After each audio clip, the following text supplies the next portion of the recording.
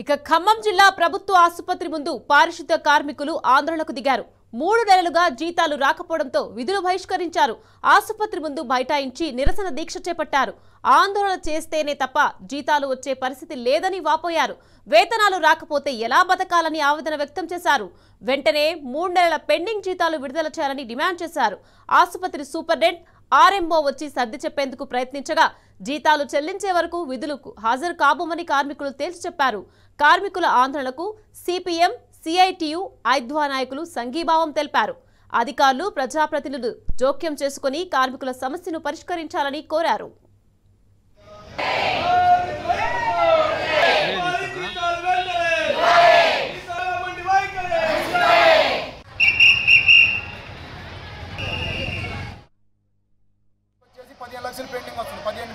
Pending వస్తుంది మాకు 16 లక్షలు పెండింగ్ వస్తున్నప్పుడు మాకు ప్రతి నెల కూడా మాకు అరకొరకు జీతాలు అవుతుంది. 2 నెలల జీతాలు అక్కడి నుంచి పడితే 1 నెల జీతం మాకు వేస్తున్నారు.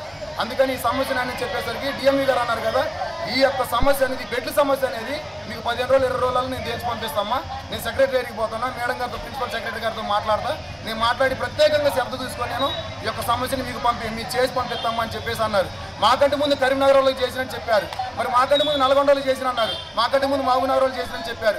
ఖమ్మం ఒకటే సమస్య అంటున్నారు. మరి ఖమ్మం సమస్యను తీర్చడానికి ఖమ్మంలోని మాకు 3 మంత్రులు ఉన్నారు. 3 మంత్రుల గారికి అడిగి పోయి అయ్యా మా పరిస్థితి ఇదని చెప్పేసి కాళ్ళ మీద కూడా పడ్డాం. మేము కాళ్ళ మీద పడ్డా కానీ, బట్టి గారి దగ్గర పోయినా, తుమ్మల గారి దగ్గర పోయినా కానీ ఎవరైనా కానీ పేపర్ తీసుకొని టెనక్కి ఎత్తున్నారు తప్పితే ఆ పేపర్కి విలువ లేకుండా చేశారు. అందుకని చెప్పేసి ఈ సమస్యను మాకు త్వరితగతిన పరిష్కారం చేయాలని చెప్పేసి ఇక్కడ ఉన్న అధికారుల దగ్గర పోతే సూపరింటెండెంట్ గారు, ఆర్ఎంఓ గారు, ఇది మా దగ్గర లేదయ్యా, ఈ సమస్య మా దగ్గర లేదు, మా దగ్గర ఒకవేళ బ్యాలెన్స్ ఆగితే మాత్రమే మీరు ఎంక్వైరీ చేసుకోండి, మీరు ఎంక్వైరీ చేసి సమస్యను చూడండి అని చెప్పేసి మాట్లాడుతున్నారు. అందుకని దయచేసి ఈ అధికారుల దగ్గర నిర్లక్ష్యం ఉన్నదో లేకపోతే అక్కడ హైదరాబాద్లో నిర్లక్ష్యం ఉందో, ఎక్కడ నిర్లక్ష్యం ఉందనే సమస్య మాకు కాదు. దయచేసి మాకు జీతాలు ఇవ్వాలని మేము